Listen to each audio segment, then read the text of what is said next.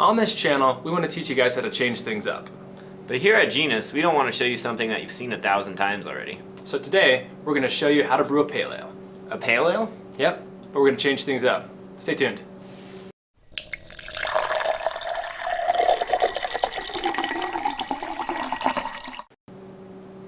A lot of people can be intimidated by using alternative yeasts or bacteria when they make beer.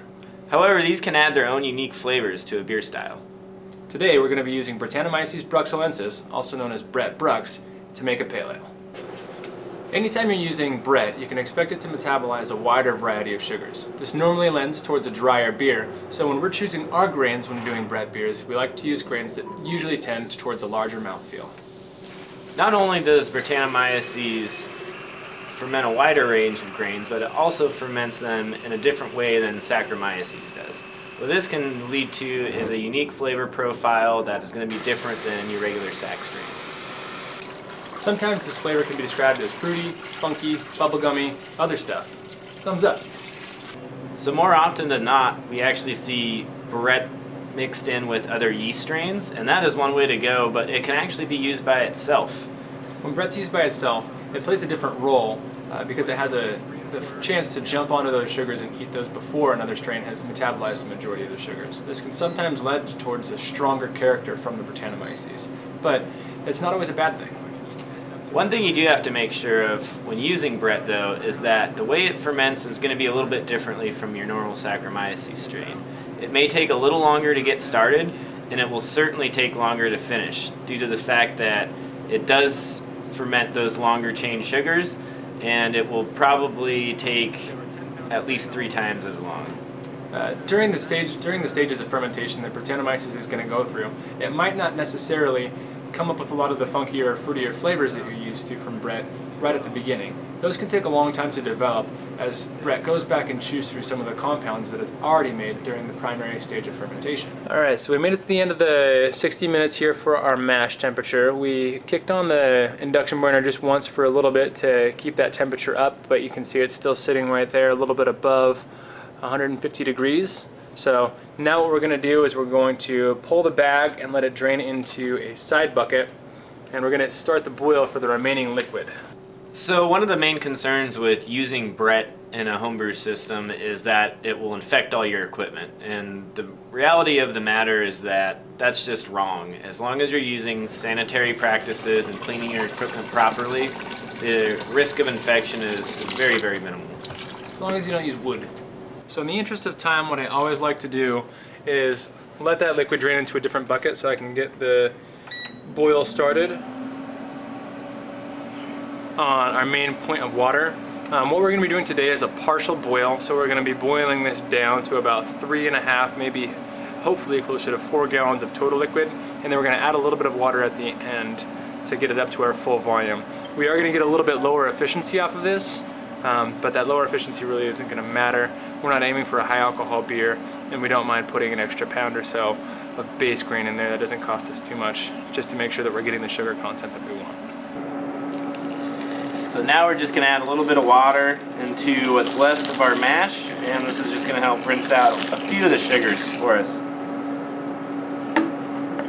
Just going to let that sit for another 5 minutes or so, and then let the water rinse out of there and add it into our kettle.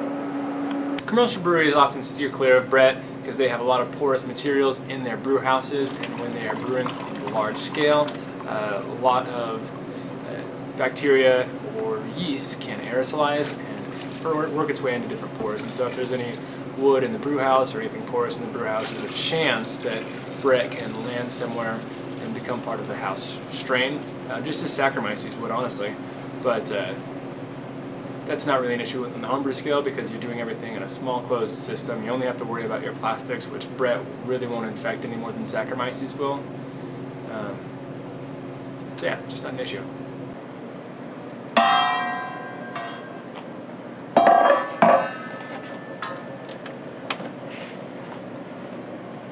Alright, strain out all the proteins and stuff.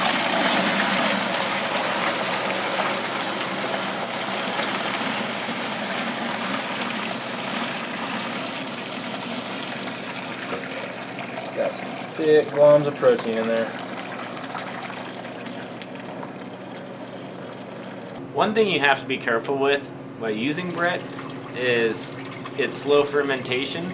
This leads to very low gravities, but they can often take a long time, up to a year as a matter of fact. So if you are planning on bottling this yeast strain, do take consideration in taking regular gravity readings before you bottle to make sure it's completely attenuated. And even if it has completely attenuated, you can still expect that over the course of time it's going to become an overcarbonated beer in the bottle.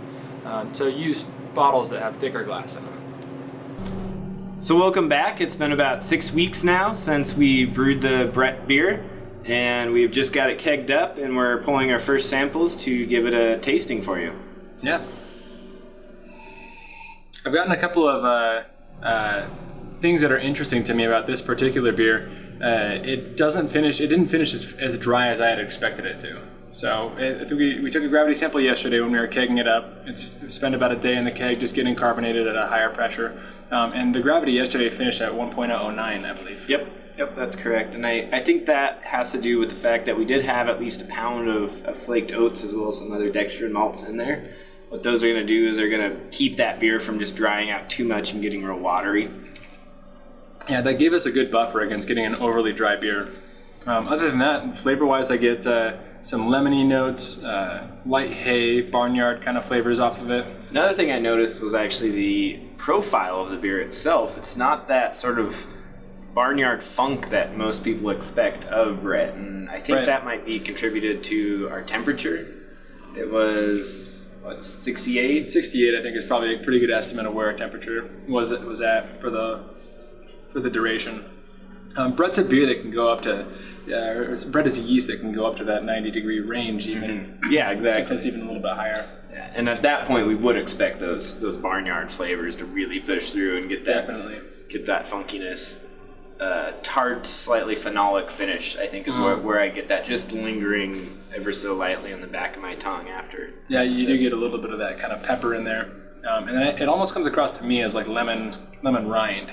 Like that sharp part of lemon flavor. Yeah, so I mean, with a lot of Brett beers, you can see final gravities, especially with session beers like this, you can see those gravities getting down in the 1.002, 1.003, and we probably will get there over time as we let the beer age, but for now, it's actually got a great mouthfeel to it. It still has decent head retention, and that body kind of helps balance out the dryness and the sharp flavors that you get off of the overall fermentation.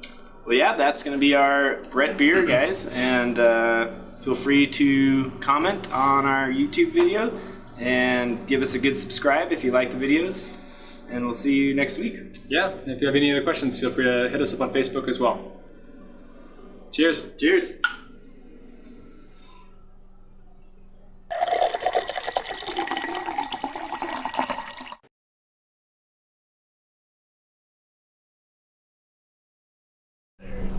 Usually has to do with, I think, oil content somewhere in their lines or in somewhere breaking up the surface tension.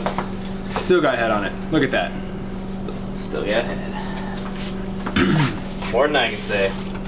Why are you combining the two beers? Oh, dang it! You just gotta blend now. It's no big deal. Yeah, it is like slightly different color. All right. No one will know. No one will know.